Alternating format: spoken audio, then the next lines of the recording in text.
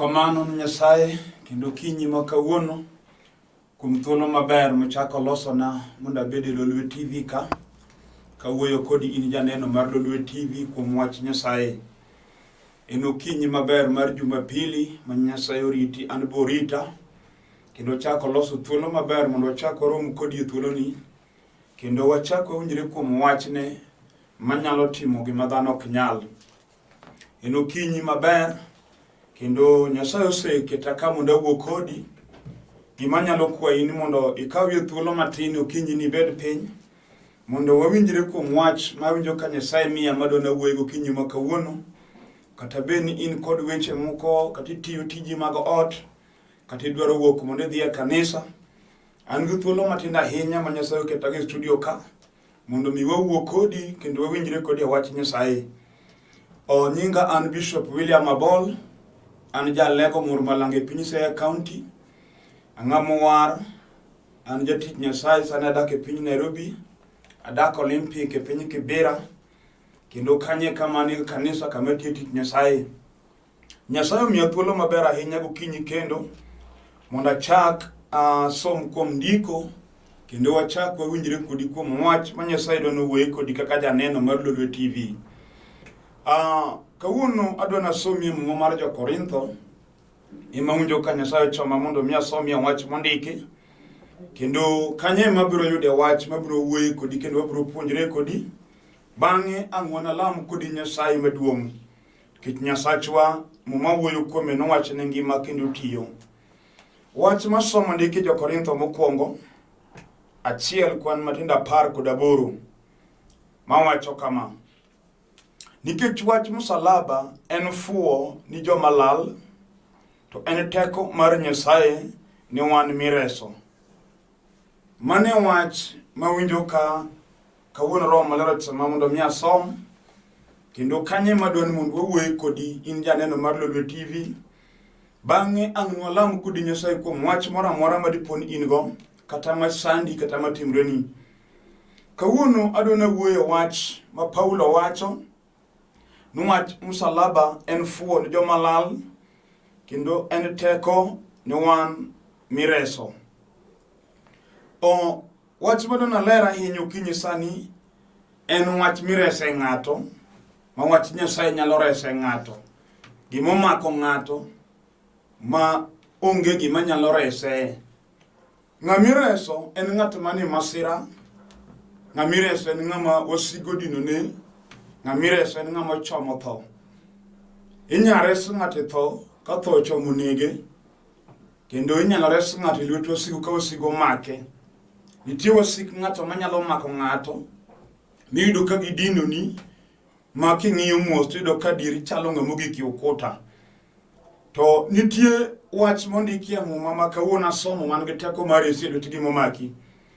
Wan gi miere monego res nikech wasikgi an gi malo. Nikech wan gi dala miyudo ka ji nitie mang'eny, to wasigo an jogo te malo ma onge ng'ato maneno kwe. Inyayudo ka en dala maduong' kata dala doho, to jomonyuolo kanyo te wasigo dino nigi. Kendo king'iyo dala maduong' kaka chalo, to ochalo kama onge mor kata kwe minyalo yude iye. Nikech wasigo apiny kendo loro dalano. Mano dala monego res gokinyi kawuono kuom wach Nyasaye mondiki. Onyalo bedo dala ma seche moko anyuolo ane piny mondo tiek dala. Nyayudo ka nitie dala manyuolo nyithindo, seche moko nyithindo go bedo nyuolo puonjo gi somo. Ma seche moko ne gin joma kod nyinge mabeyo mag skul minyalo luongi go kendo gin nyinge malich ahinya. To nikech wasigu no an dala no piny, josomo gi nyayudo ka piny oloro nigi. Minyayudo ka ng'ato somo en gi degree, lakini ok onyal yudo tich motiyo. Ogoyo lam to tich ok oyudi. Joma nigi somo go to yudo tich kendo onyalo neno ka jok mane gin gi skul kata mane gin gi campus nikod tich maber. Kendo moko riembo gachegi moko dak e homes mag-gi, to en mane osomo gi jogi to onge kama omak. Wach manyalo go kod wuod ng'ato mandik tich moko nosomo. Miyudo ka seche moko kitiyo tich mok chal kod sombi. Maber kata kitiyo to en tich miponde ma kata osiepni giromo go to kopiny itiyo kanye to ok inyal dimbo negi tich mitiyo nikech en tich mok chal kod sombi. Nikech wasigu ane piny gi loroni. giluro yuri mar tich adier ma kata be king'iyo mosedo ka chal ka gimonge gima sombi no konyigo. Kendo en gima seche moko miyo chuny lit ahinya, kech inyalo ndiki ng'ama sombi ohingo. Kendo kako sandi kako wuoyo kodi miyo chuny lit, gima de tim onge kech wasigo dinoni. Kendo en adier seche moko wach mamiyo seche moko kata kidhi romo gi jok musomo go tipondo nigi. Kech king'iyo ngima ma gin go ngima ma in go bor. Kendo kidwar kata mondo ging'e ni en in. Wan gi jo musomo to sombi go kodgi ni sani kata notimo college no somo kata no somo mna secretariat kata ben ne na accountant to pinyo bage mogo ndiko wachman gisombe mano somo note en wach malit je dir kase je moko yaw get njo ma kata sombi oyombu ne mo yawon gi get kamutie nyalo doko ne malit adier ma seche moko miyo seche moko ko bet kende to wuoyo kende ka janiko ko penjore gi matime mano wach mone goresi go kinyi makawuono kayalo kech ndiko wachun onge gi matek onyalo tamo Nyasaye kata wachun osedhi kodi ahinya mibedo mbaka migoyo wan gi nyiri monosome dalo sombgi molokra yan miya nyago nyithinde dala ka nyathi dwa dhi skul to jonyuol ng'ise ni baro ywa kod somo Alice ne wapuonjo maber mwa ketho mwandu kuome maseche moko ne uso lo mo uso nyaka dho ka wapuonjo ere gima sombi okonyo wago adier seche moko wacho mano kata kibedo to piny en gima hinyo chunyi kitokene hero mari mondo go ka kigono ibete mondo temo mondo tim gima ber mado kony kata kamano bin keto moko maki ing'amolorne wacho no tamore gimidwaro ko timre gimolit ne chunyi moko ihero ema timreni to Paulo wacho no wacho msalaba en fuon joma lal ten teko mar Nyasaye ni ng'ama dwaro mondo mi orese inyane no gimo maki okinyi makawuono to chunyi nyalo dwaro res kuom Nyasaye ma yalo wacho ni okinyi makawuono kato bed ye chin mudino ni nyinjo ka ng'ato mamiyo nyiri jobeyo kendo gi josomo gitiyo tije mabeyo gin go pesa to jasigu mo ino kandala no dagi mini wach kende mamiyo nyiri opong' kanyo gin tiyo onge madhi tedo nyayudo ka bamo nyuolo nyiri en gi nyiri ma jobeyo ndi to onge ng'amulungo no ore mokendo nyare mano gimile chino dagi moredo te piny nyinjo ka ng'ato watumiyo kata sani ka wuoyo kodi nyako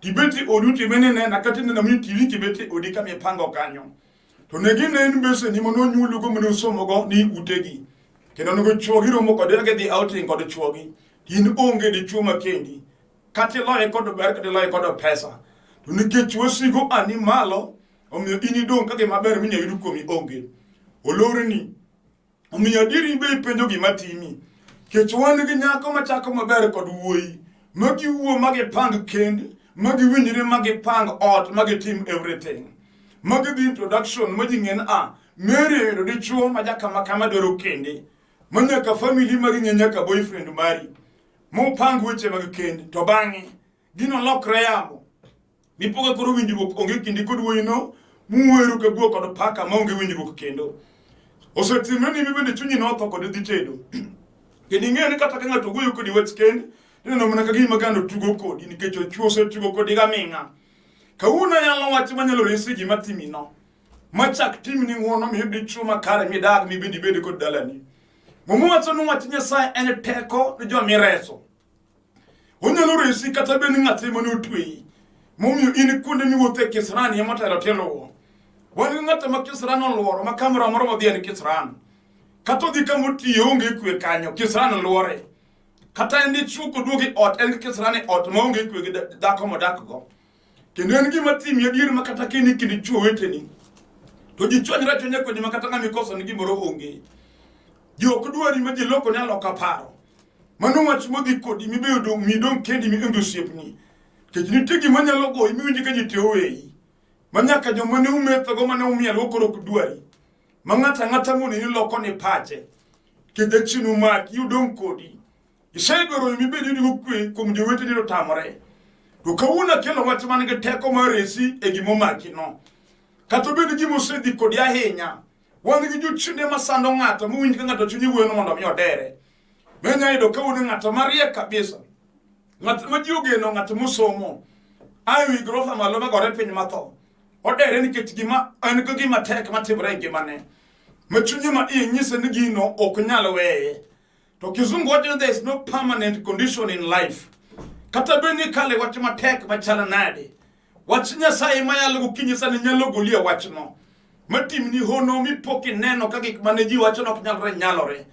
Ndiko wacho no wach Nyasaye en fuo no joma lal. Wach musalaba mano ngawi Yesu e Calvary en fuo no joma lal. Pen teko mar Nyasaye ne joma ireso.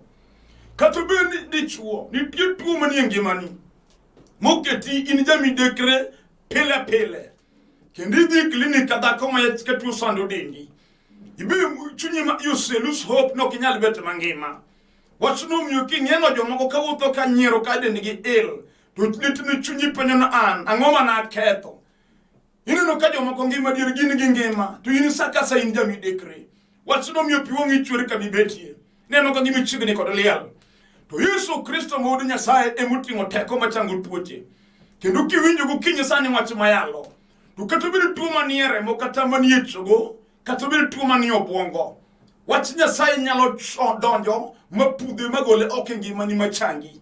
Kecho ndike ni wach Nyasaye bith mololi gangala madhogo ariyo. Ndiko wach no donjo nyaka ondhungo iye. Kendo onyalo yudo tuo manie ondhungo manie chogo mapudhe magolo oko. Kiwinjo wach mayalo gokinyi sani chak luso yie chunyi nwach Nyasaye miyalo ni kawuono nyaka resa. E wach matek mosebedo katimra ni ngimana. Kata nyako itode ma jochino tamie. Wach Nyasaye nyalo resi wach matimore no.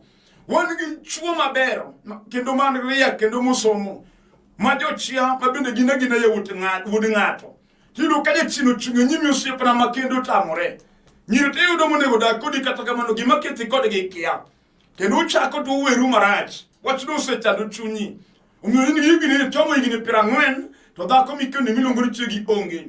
Jachino dagi. Seche moko ikendo to dhako amoku chwanyoru.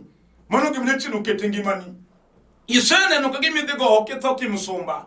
Seche moko gima timi nien gir dalau. Ma king'iyo mos to baba ni monyuoli ne gikosa nag mama ni. Ma seche moko baba ni notho ka minu onge.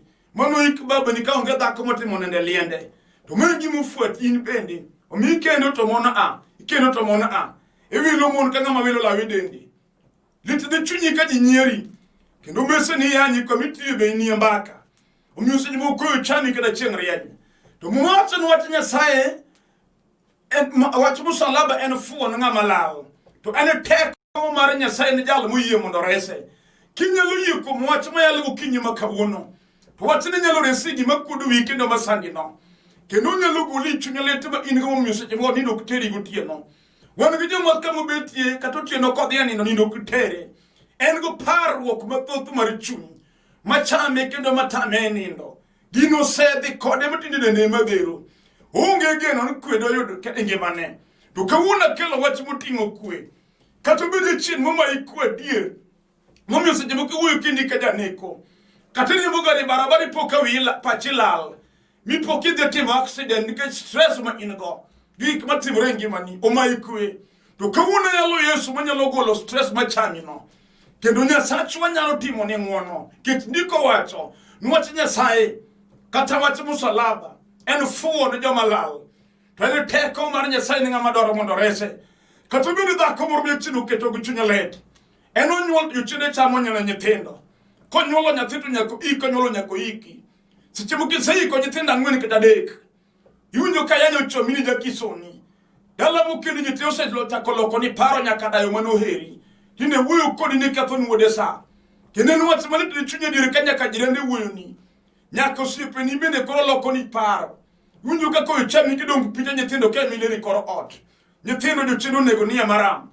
Litire chunye adier en gima tandi tade tem nang'o. Nitie wach manyalo resi gima timino. Machungo tho mar nyithindo kuomi. Mi bende nyuol nyithindo mipire madongi.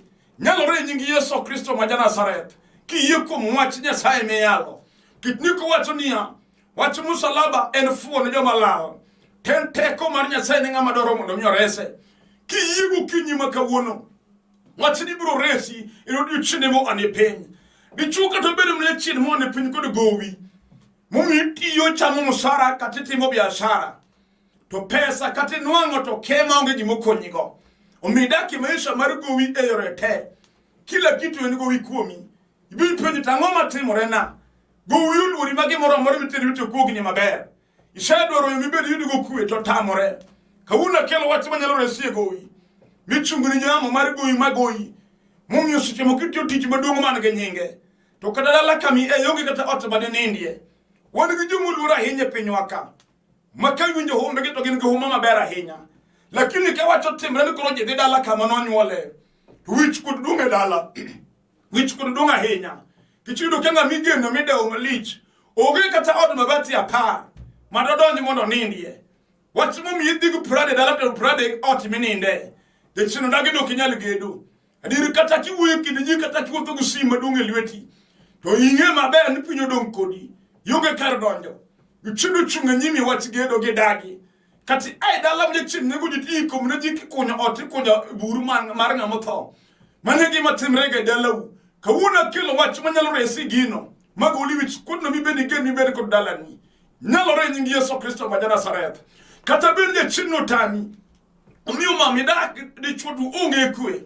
ene dak maralo wen kodo dago goch kayan ma onge mbaka munyalo goyo mupim gu chudi gik manyalo kelo mendeleo odu urma joma yuare joma dawo joma gore kwe onge setimo gimoma ikwe gi churi eni chode ma de chuodonje won gi chumi de chinoro ki chode odonji chode gu wiye te hayudo pesa to malache mopango ni udi kendo pesa mutigo ko malaya dunga ahinya nyaido ka ot ma malaya dakie ichulo kidalo pradek to mori chige gi nyithinde de chulo singal fauchiel de chenora o mako pachudo ng'ato dhigo ochodo ka gima monoru muturi kama nonyuole no idho garo dhi chode town kama no dhi pange adiru chodo mo chotere nyaka mon machogi atho eno kodeo wachuno dhi kodi osiepa na ochomo kodi liel kendo king'iya dido tuoche mag chode osedonje rembi chomo nego nyaka dhako machiegi ni mondo nyithinde dong nyithikie to kawuna kilo Yesu jalo manyalo resi chode madhi kodi kata chode no se tiriga minga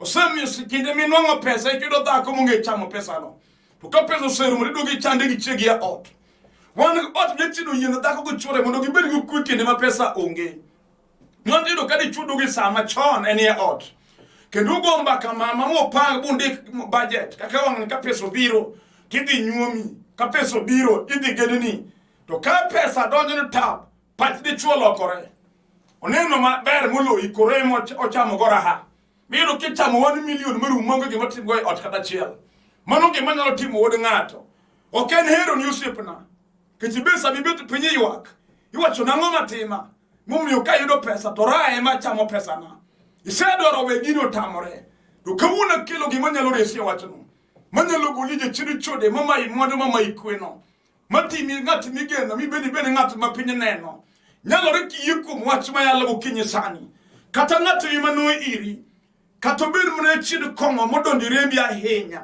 momi madho mseche mokiduo kionge sati dendi wange we mama dho we nyaka woche ka kongo o madha dier ke chido kongo make en gima leta dier makata keno kaudu ngato wuthe barabara kawacho ni onge obiru ko wuoyo no kuno yeni kendo kiwinjo weche mowacho gin weche fuolilo en wuoyi marie kata ng'ama lich ahinya to samo sema dho kongo to mielo mana gi nyithindo iro ka nyithindo luore ma gi mielgo moko ba ikodi kite moko ba iglum magi osiepe ne wiyo dugo barom go mar nyathi matin adiro no yudo pesa donge ba uduge ot konge gi mora mano gi manyalo sande wod ng'ato makata minu monyulewa kwacho nya chien kongo sande na nyathi ka koresi lot kongo onge kawuna kelo Yesu ruodhi jalo manyalo resi lot chide mag mer mag kongo kata kongo ne irigir rembu nyunyo ka ji thoi kongo rembu kanyo ibini seye ni kongo en gir dala wa chingmoro de chumoro nyisani ya kongo to gir wa dala wa ma kanyalo weyo wono no madho kwaro no madho wetina bende madhan bende amadho to na penye tere mene leo makongo kelo dala u ngato nyalo timo gimoro ma je chino fugo kete pache mo wen bane ke kangi monego bedi to kawuna wuye wach Nyasaye manyalo yawo wangi mi penjri to ni madho kongo nyaka karango ka wemene leo manyalo timo tinyalo duogo chien mone dwar wach manyalo resi rudio chide mag mer mag degi mag ulevi muketi metho maseche moko kata ke maisha medakie okchal go maisha ng'amatiyo tich mitiyo kidhilimo jogu mutiyo go colleagues magi yido ka ji oendelea ng'eto teri plode monyo modwagere ode moro ni nyisi mochunge dho ot ito onge maendeleo miyudo kuomi inu mer emo maki dhi kodi ke donje ba tinyiso ni mondo pang krete marom kodi kaka bor marom kodi Yewe bete mesametho kod nyingi. To sagi maleta henya. Nsami metho kamani to minuse te moko. Ndiko mwenye ngtiyo ngaji. Da koma chiliel onge gi maber mani alwete. To inti metho kama dakiano. Minuse te moko dakiano to kitale kodo da koma no nyuol. To ini imero jieba. E chino baro kod paroni. Kawuno nge pachinya luduogo. Mi penje dangoma tema. Nge danyi kum Yesu maya losani. Mundu Yesu wodi Nyasaye wari. Mundu resi je chedo komo kata mari chodi. Madi kod ngimani. Wan go moko mje chino makoro ko mne lwen. En ral wenye makamora moromo de nyako keti alwen. En go chede teme kudu ngama dungne no timoremo. Ogo rigi kata kene batene lwen. De chino doro nege yoro lwen no. To kawuno Yesu nyalo resi lo gimatimina. Machak mi kwe mi bede ngati kwe. Mi bede ngamaria kwa pacheler. Diko wacho. Nikechwachi musalaba en fuo. Ni jomalal. To en teko mara Nyasaye. No wan mireso. Wachi Nyasaye nyalo resi di chuo. Hata de duong dala ni je chino keto. Maya wuto dako sumbu ni ma onge dako. Wan dala ma miyo madayo muti.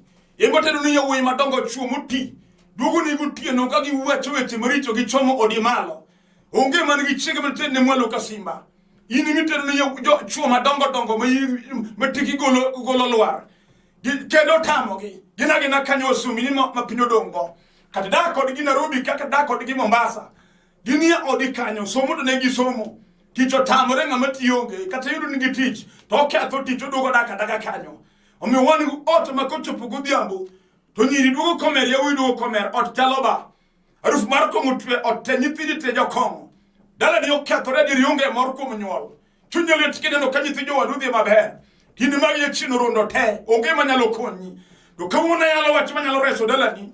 Erote masira mochom oditer. Kata jo anyule manodongo ni mali ketho ni nyithendo. Yesu wodi Nyasaye nge teko. Nyalo golo gino tigima timo gino matimo gino igeno kendo. Mmoja nwachi musalaba en fuo ne joma lalo.